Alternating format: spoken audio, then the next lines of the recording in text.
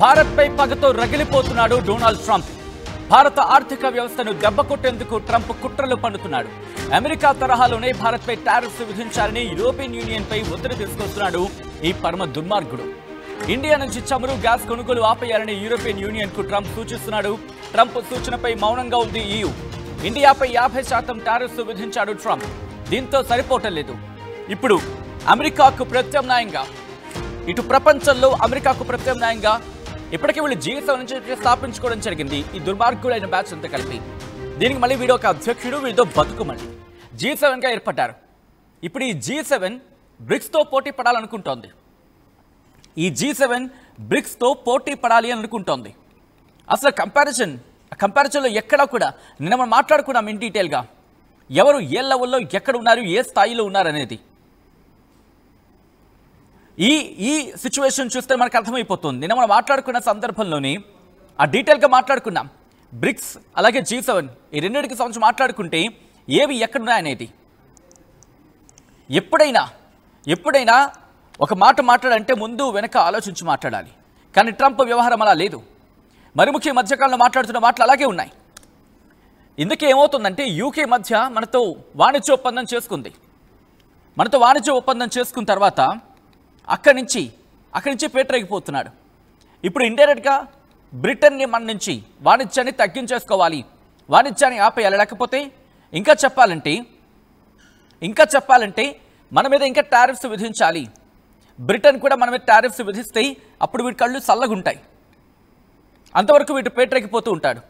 కానీ ఇంట్రెస్టింగ్ ఇక్కడ EU ఎక్కడ ఏం మాట్లాడట్లేదు.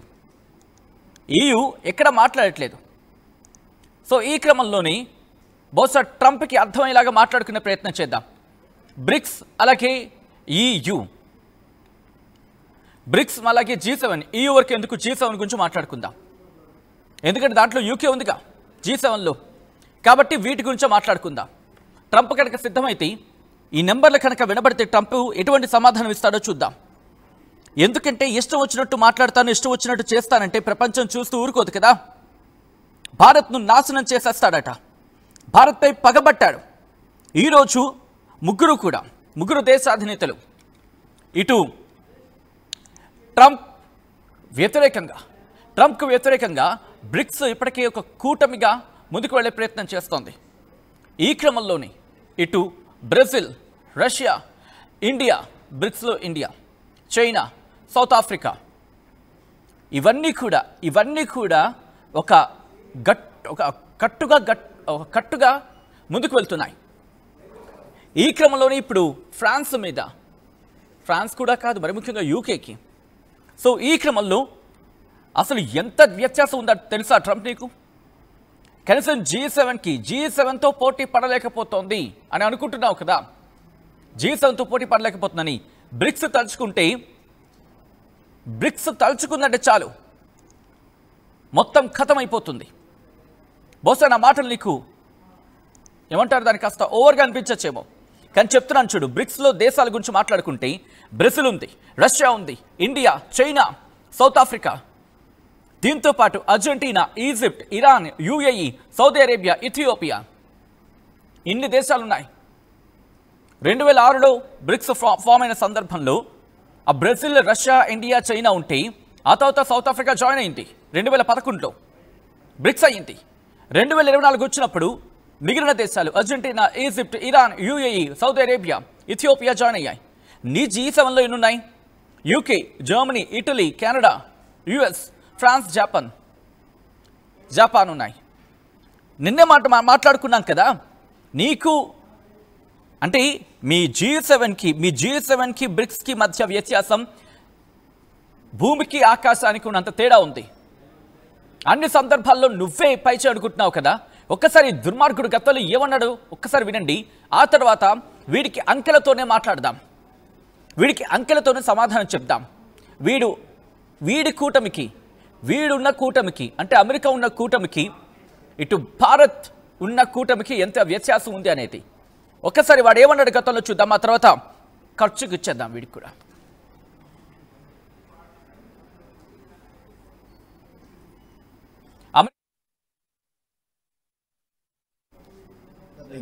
Indian officials have said that there are other countries. గతంలో అమెరికా అధ్యక్షుడు డొనాల్డ్ ట్రంప్ ఏమన్నాడో చూద్దాం. President, Indian officials have said that there are other countries that are buying Russian oil. It's okay. Like China, for instance, it's okay. more. Yeah. Why are you singling India out for these additional sanctions? It's only been 8 hours. So let's see what happens over the next. Sanctions. You're going to see a lot more. So this is a taste of. You're going to see a lot more. You're going to see so much secondary sanctions. Yes, ma'am. Sorry. Right, అది secondary sanctions అంట, lot more ఉంటాయంట. ఇవన్నీ ఎందుకంటే ఇటు Bharat Russia నుంచి చమురు కొనుగోలు చేస్తుందని చెప్పి.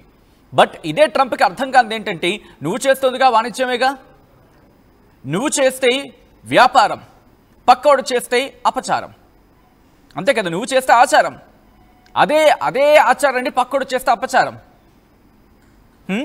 ఇంకా ఇంతకన్నా నేను నీ అంత దిగజారిపోయే భాష నేను మాట్లాడలేను. ట్రంప్ అధ్యక్ష పదవిలో ఉన్న ఒక వ్యక్తివి కాస్త ఆచితూచి మాట్లాడాలి. నీ అడ్వైజరీ కమిటీ, ఒకసారి అడ్వైజరీ గురించి మాట్లాడుకో. ఆ పీటర్ నవరగడ్ ఏం పెళ్తాడు? వాడు నీకు ట్రేడ్ అడ్వైజరా? Do you think he is eligible for you to be the adviser where he is grabbing your economy, grabbing your name into the dustbin, లాగి పడేస్తున్నాడు. ఆ పీటర్ నవర్ అనే వ్యక్తి నీ దేశాన్ని, నీ దేశ గౌరవాన్ని, ప్రతిష్టను రాగి చెత్తబుట్టలో పడేస్తూ ఉంటే పిచ్చి చూపులు చూస్తున్నా నువ్వు అధ్యక్షుడివా? ప్రశ్నించుకో, మాట్లాడుకో, ఒక గదిలోకి పోయి మాట్లాడుకో, నీకు నువ్వు ప్రశ్నించుకో. కాదు కూడదు అనుకుంటే ఇటు బ్రిక్స్ గట్టిగా ఏర్పడి లాగిపెట్టి గట్టి కొట్టిందనుకో, నీకు ఇప్పటికే బ్రిక్స్ సత్తా ఏంటో తెలిసి ఉంటుంది. ఏమంటున్నావు? ఇటు అమెరికా, అలాగే ఫ్రాన్స్, సోకాల్ యూరోపియన్ యూనియన్, ఇవి చమురు ఆపేయాలా, చమురు కొనుగోలు ఆపేయాలా? ఎక్కడి నుంచి తీసుకొచ్చి ఇస్తావు వాళ్ళకి గ్యాస్ని? చెప్పు, సమాధానం చెప్పు. వాళ్ళ తరపున నేను నిన్ను అడుగుతున్నా, EU తరపున నేను నిన్ను అడుగుతున్నా ట్రంప్, సమాధానం చెప్పు వాళ్ళకి. రష్యా నుంచి గ్యాస్ తీసుకుంటున్నారు వాళ్ళు, ఇప్పుడు అది కూడా ఆపేసుకోవాలా? Natural whatever may be the gas, అది కూడా ఆపేసుకోవాలా వాళ్ళు? ఇప్పటికే వాళ్ళు చమురు, నువ్వు పెట్టిన దిక్కుమాల కండిషన్స్కి మీ అమెరికా సోకాల్డ్ అగ్రరాజ్యం అనే కాపాడుకోవడానికి మీరు పెట్టే యుద్ధాలకి బలైపోతుంది యూరోపియన్ యూనియన్, నాశనం అయిపోతుంది యూరోపియన్ యూనియన్, మధ్యలో జోకర్గా మారుతోంది యూరోపియన్ యూనియన్.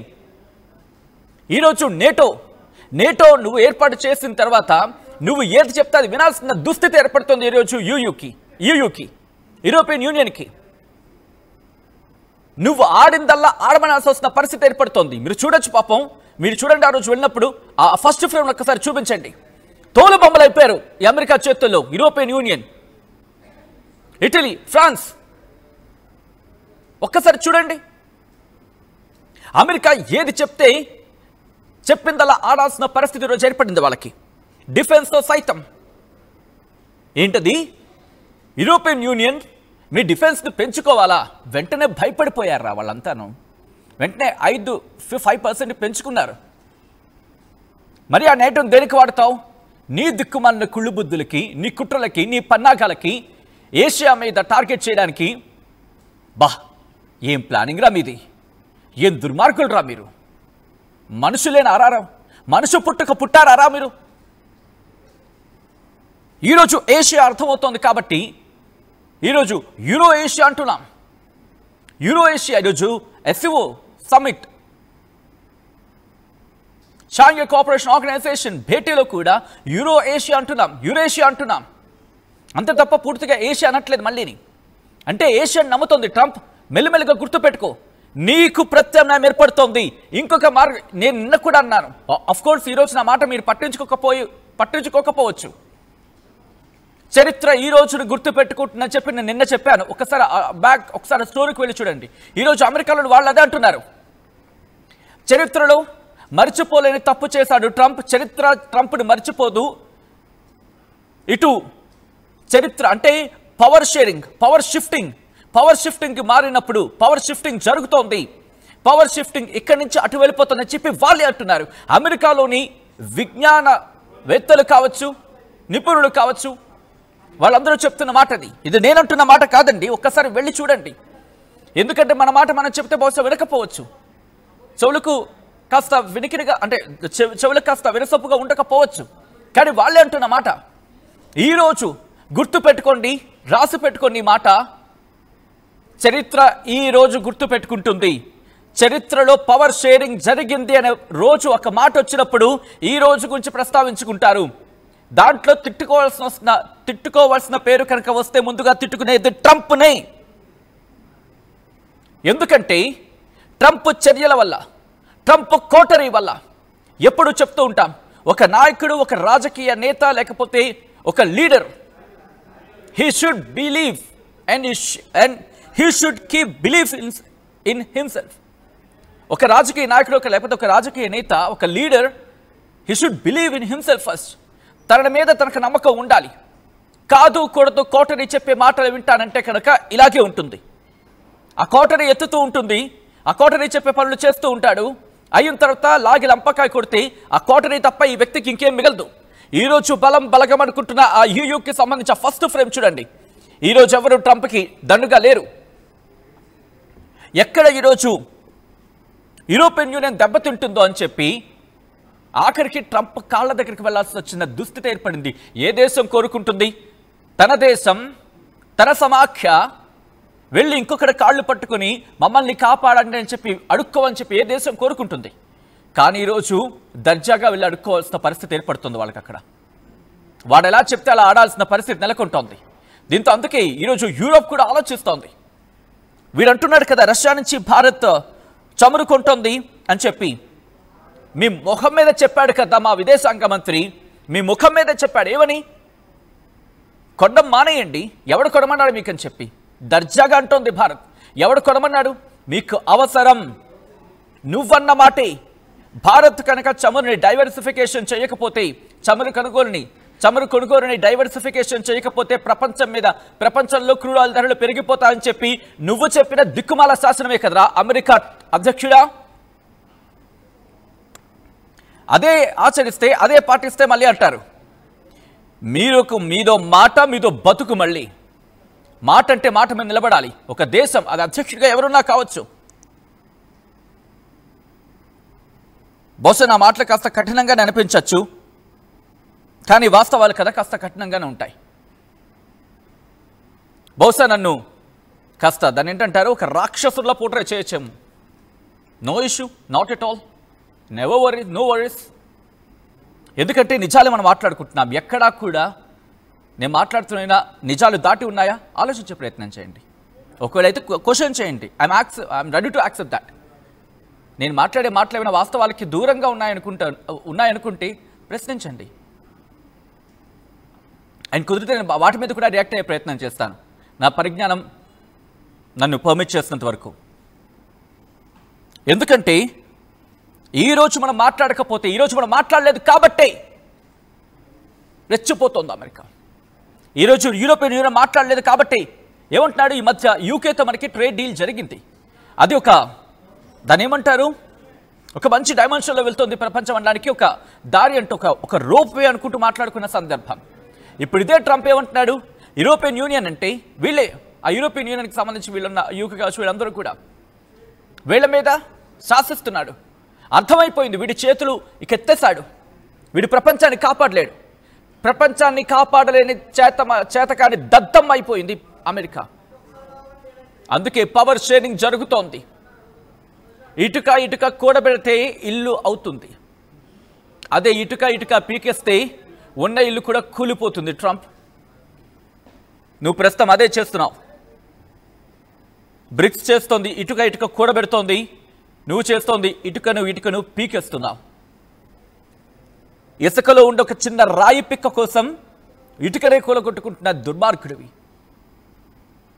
చేతనంలో ఉన్నాననుకుంటున్నా ఆ చేతనం ఉన్న వ్యక్తివి నీవు, నీ వ్యవస్థ నీది. అందుకే ఈరోజు గుర్తుపెట్టుకో, అందరూ సువర్ణాక్షరాలతో రాసుకోవాలనుకుంటూ ఉంటారు కదా, నువ్వు దేంతో రాసుకుంటావు రాసుకో. చరిత్రహీనుడిగా మిగిలిపోయావు ఈరోజు. చరిత్రహీనుడిగా నిన్ను చరిత్ర చూసే క్షణం ఈరోజు. ఇప్పటికే నీ అమెరికాలో ఉంటున్న వాళ్ళ పవర్ షేరింగ్ గురించి మాట్లాడుకుంటే ఈ రోజు గురించి మాట్లాడుకుంటారు. అమెరికా తన పవర్ని కోల్పోతోంది. ఏషియా వైపు వెళ్ళిపోతోంది అని అర్థం వచ్చే వాళ్ళు మాట్లాడుకుంటున్నారంటే, మీ జర్నలిస్టులు కూడా మాట్లాడుకుంటున్నారంటే Trump, you should ashamed of yourself man. I'm pity. నిన్ను చూసి నువ్వు అసహ్యించుకోవాలి.